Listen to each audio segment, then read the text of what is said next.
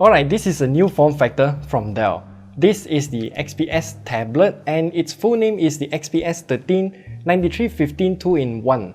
Of course, the 2-in-1 means that this device can be converted into two different ways to actually use the device. So instead of talking about it, let me show you the entire device through part by part. We'll start off with the tablet itself. Starting with the size, we have a 13-inch screen which has an aspect ratio of 3:2 and a very high resolution of 2880 by 1920 and a maximum refresh rate of 60Hz. Of course, this is a tablet, so it has a touchscreen. Since the display is such a big focus for tablets, the screen quality needs to be fantastic, and not surprisingly, the XPS 13 9315 2-in-1 covers slightly more than 99% of sRGB color gamut and a very low delta E number. The maximum brightness is above 500 nits, so it's good enough for most cases, just not under direct sunlight. There is also a set of stereo speakers, and I would have to say the speakers actually do sound good, so have a listen here.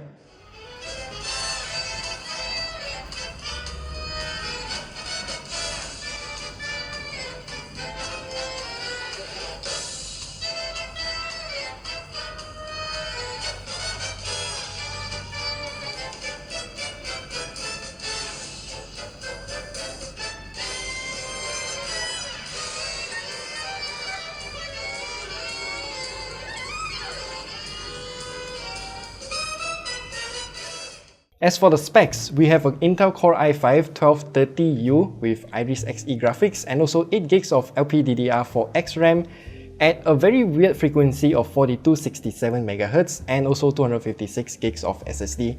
Everything is soldered onto the tablet's motherboard and you can't even open it to get access to the motherboard. Now with those specs, this tablet is definitely not meant for gaming or anything like that. The performance is gonna be throttled since this tablet is passively cooled anyway. I did try Genshin Impact at the lowest graphical settings and it can barely get about 30 FPS, which I still say it's more or less playable, but if only we lowered the resolution further. But then the second problem comes, how do we actually connect an external mouse? Well, looking at the ports available on this tablet, we actually have two USB Type-C ports on this left side here, and they are placed side by side. Sure, I can take my converter, plug it in, but it will also block the second USB Type-C port. We need the second port so that it can get the best performance it can by connecting it to a charger. I do need to highlight that Dell did include this USB-C to USB-A dongle in the box as well, but I do need to highlight though, this laptop does not have a 3.5mm audio jack, which is why Dell also included this dongle inside the box for you. And then the stylus. This is a rather standard kind of stylus, honestly. It's an XPS stylus, and the model number is as shown on the screen here. It is created exclusively for the XPS 2-in-1 and it snaps to the top of the tablet like this, and it charges wirelessly as well. And it also has 3 buttons, so up down buttons here, and also the top button here that we can press to trigger something. And all of the shortcuts that these buttons can do is also customizable since it uses the Microsoft Pen Protocol standard.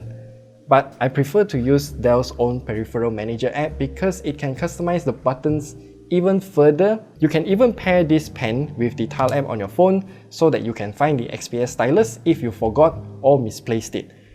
I do think it is quite weird since you will have to use your phone for it. There's no such functionality on Windows. The pen feels good to use, but I'm not a guy who draws, so I just usually draw graphics and simple illustrations, and it worked out great so far. However, for those who want to use this tablet as a standalone tablet and draw, then you will have to keep in mind that this tablet will become warm, so it might get uncomfortable. Now for the last piece of this setup, the keyboard case thing. This entire piece sticks to the tablet via magnets at the back and also at the bottom side here so that the pogo pins can connect to the tablet so that you can use the keyboard. I do think that this design is just not good. Let me tell you why. First, I do not like this thing being a single big piece. The back piece there should be a separated piece, and why this matter is because that time I wanted to have lunch and use this tablet to watch some YouTube, and this keyboard is blocking my plate. If I flip the keyboard backwards, then the keyboard will be grimy and also knock some other things behind the tablet instead. Then secondly, the back piece of the folio case whatever thing here, it's an interesting design. The back piece folds inwards and then it magnetizes to the back of the tablet, hence providing you a certain angle to select from. Unfortunately, you only have 3 angles to select from, which I do think that it's just not enough. The back piece should have been built into the tablet itself and become a kickstand actually. And for example, the Microsoft Surface series has a better kickstand, and even the Nintendo Switch OLED has a better kickstand than this. In an airplane with those tiny tables, this tablet is just impossible to use in those situations. As for the keyboards, I honestly think that they are okay, but I personally do not prefer the keycaps of this keyboard design because there's just no gap between each key and it is very easy to hit the other key accidentally if you are not precise with your keystrokes. The keys themselves though have a fair bit of travel distance, but if you bottom out every single keystroke, then it's gonna be very tiring because you're gonna hit the table instead of the bottom of the keyboard. The trackpad is fine, but I find myself using the touchscreen even more since we have that. But all in all, the trackpad's palm rejection is actually very good. But as a complete set, the Dell XPS 139315 2-in-1 is kind of weird. By default, Dell has enabled a feature where you can just open the laptop lid and then it will automatically turn on. In this case, instead of the laptop lid, you have to open this keyboard folio case thing. Unfortunately for me, the flap opened itself when I placed this entire device into my bag, so it turned itself on in my bag and warmed up my back instead. With that said, you can disable this feature in the BIOS, but I ended up not disabling it since I find it to be very convenient since I can just open up this flap here and then use Windows Hello to automatically log in quickly. The XPS stylus is also very poorly attached to the tablet. Even with just a slight bump, then the entire stylus will just fall off the tablet. I don't even want to think about putting it in my bag because I will know it will end up in some unknown crevice, so it's better not to do that.